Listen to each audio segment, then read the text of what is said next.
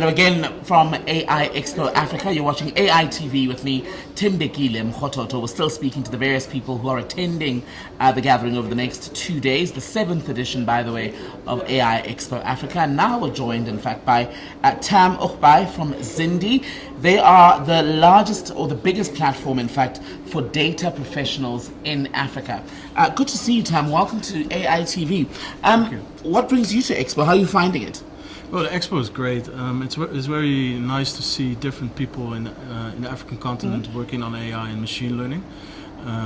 To see what is current in the market, a lot of new young innovations, startups. I've seen a lot of solutions also with the rise of generative AI, that people are actually able to build companies very quick. So yeah, it's very exciting to be here. And what does it mean to be the biggest or the largest platform for data professionals on the African continent? Kind of started off with like a problem. I think that's how most businesses start, right? So you look for the solution, the opportunity. Yeah, exactly. So Zindi started in Cape Town 6 years ago. And the biggest challenges a lot of the companies had is that there is a lot of data in Africa, but it's not worked by Africans, Right. for Africans as well.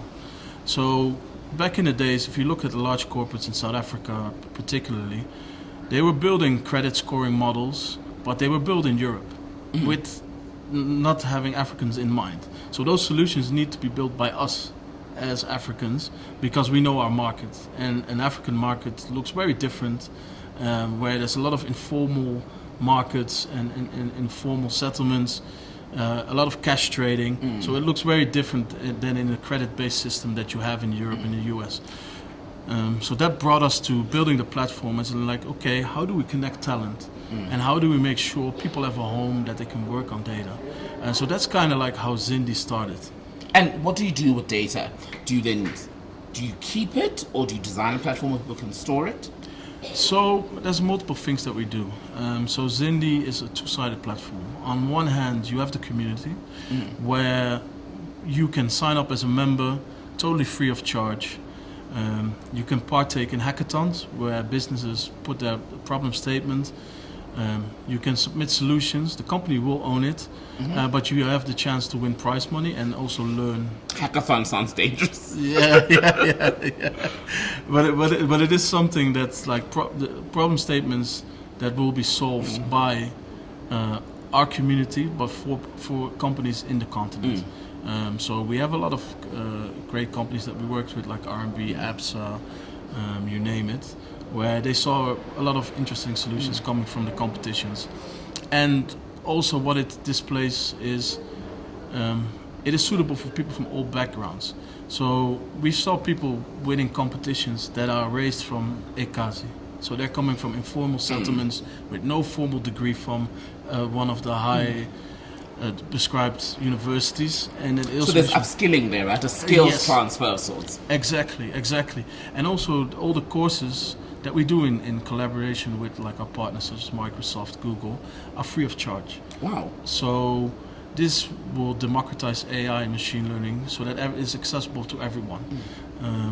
And also we have an ambassador program where we sponsor ambassadors to host events within their countries, so that they can also upskill their fellow students or people that they want to teach. And what's the uptake like in the communities that you, where you are present? For example, you look at Cape Town, right? There are vast townships where there are many young people who are looking for work, looking for a skill, whether you're in Khayelitsha or any other part of the city. Yes.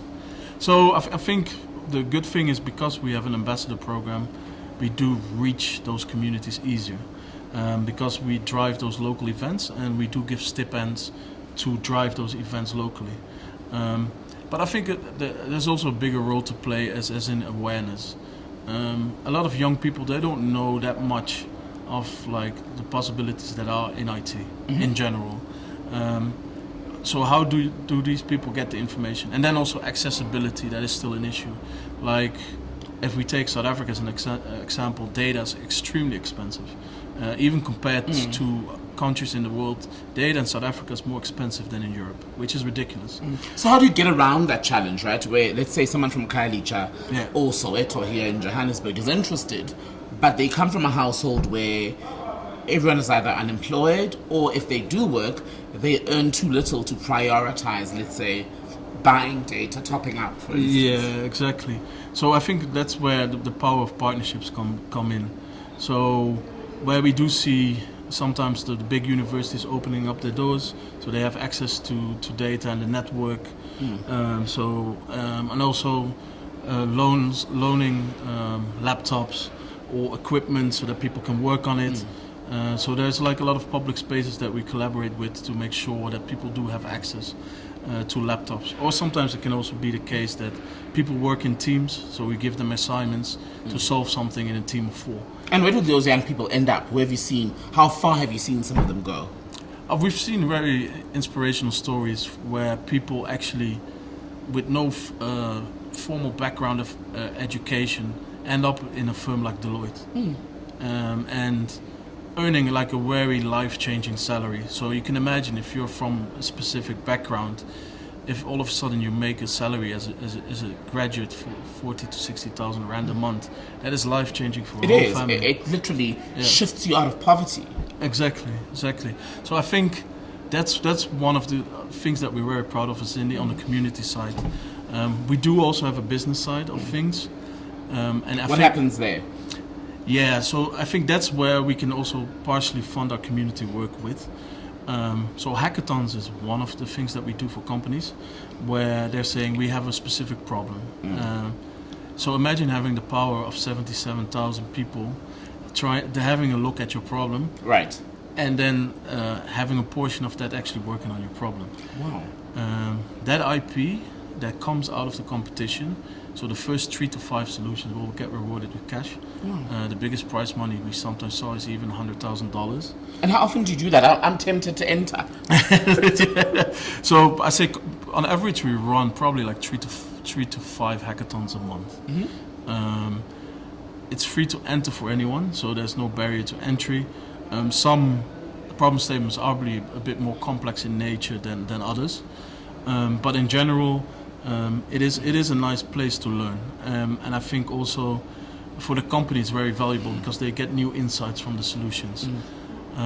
Another part that we do is upskilling. So a lot of companies come to us and say like there's a specific skill that we're missing in our the organization. Yeah, exactly. So we do a deep dive with you. We look at what are the skills gaps, and then we have like our internal data science team, plus some of our Zindi community that can teach you. Right. So as an example, we've trained economists from Ernst & Young. Oh wow. That like literally have no formal training in data science, but know that data is very important for their work.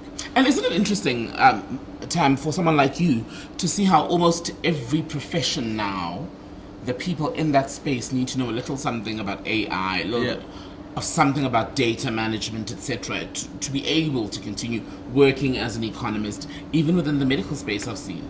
Correct.